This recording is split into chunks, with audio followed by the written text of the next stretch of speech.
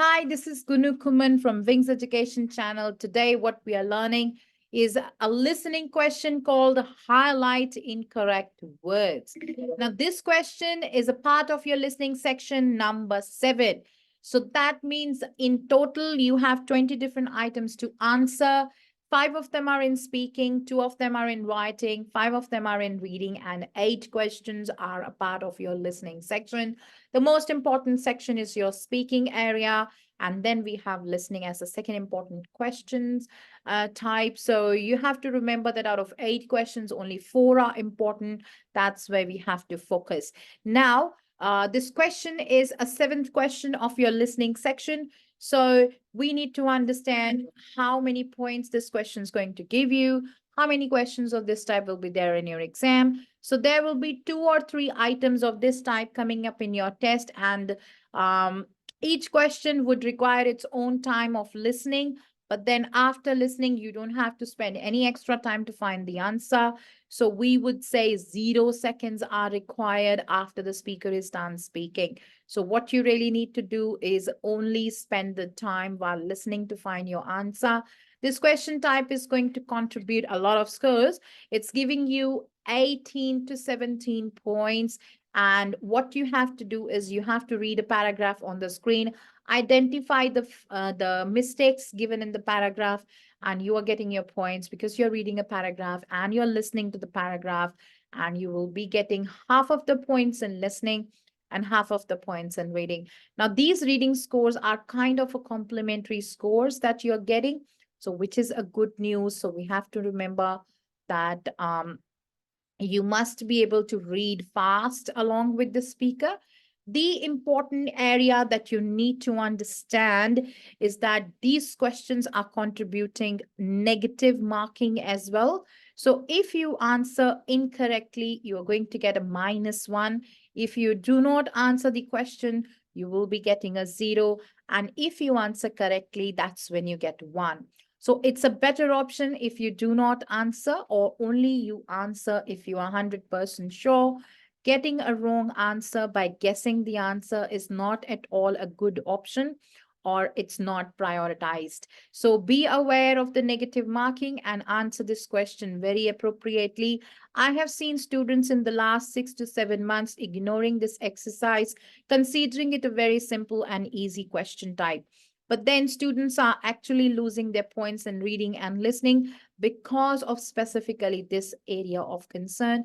So practice every day at least 30 to 40 questions to get better on this exercise. Once you have started attaining 80% to 90% of your performance on these questions, that is when you feel like confident in this exercise. If you are aiming to get 65 above, but your performance is not to 70% mark, you're not going to get your scores in your final exam. Be aware of this and make sure this question is being practiced very much. And this question is very simple to do. So what you have to do is there's a paragraph on the screen that the speaker is going to speak for you, and you're going to read along with the speaker. The moment you find something incorrectly said by the speaker, you click on that word, and that's all that you have to do. Could be 3 words, could be 4 words, could be 10 words in a paragraph. You just have to stay patient until the end. Once the speaker has said the last word, you're done finding your answer. You can click next. So there is negative marking, remember that, and there's no shortcut on finding the answer on this question. So that's what we have to do. But what I do is I keep my cursor and my eyes along with the speaker. So when I listen, I do my lip movement along with the speaker, so I can realize that what has been said incorrectly by the speaker. So this is all what I have said. And now what I would be doing is I will be practicing along few questions with you to identify the difficult things if you have some. So we will have a very small paragraph like this on the screen. Let's listen. Try to get a baby to smile, it can seem close to impossible. And then suddenly there it is, that elusive, seemingly joyous grin. I'll start again because of my video camera. I was not able to read the first line. So I'm going to place it this side for now, and we will try to do a little smaller passage. Yeah, that's good. Oh, still I can't see. All rise. The Twitter Court of Public Opinion is now in session. And the next case on the docket will reach a quick verdict because public opinion solidifies rapidly on Twitter. That's according to a study in the journal Chaos. Researchers collected almost 6 million tweets during a 6-month period. They sorted the tweets for either positive or negative sentiments, then focused on 3 topics related to electronics. At first, opinions fluctuated, with one side gaining a slight advantage. This advantage grew gradually and then quickly leveled off, leaving one opinion in a stable and dominant position, but without an overwhelming consensus.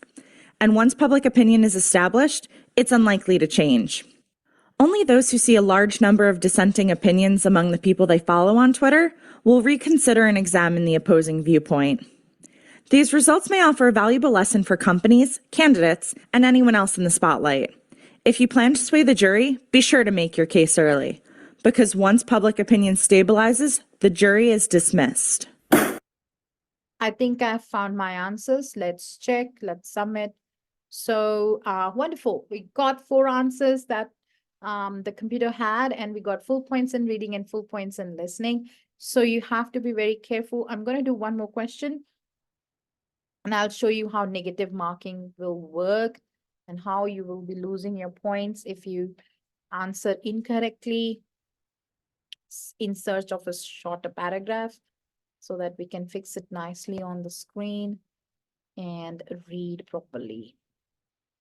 In your exam, you will definitely see shorter passages. Some scientists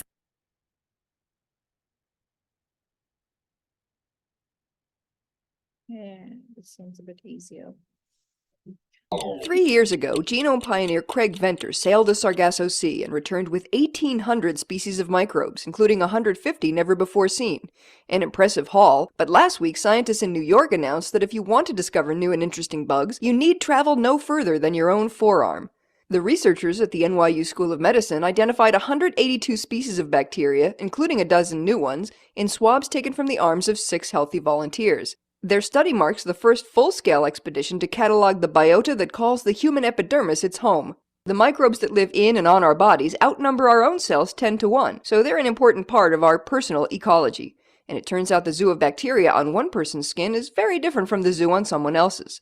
Almost 3/4 of the species identified were unique to an individual, and only 4 species were found on all 6 subjects. For the record, the researchers took their samples from the subjects' forearms because that way no one had to undress.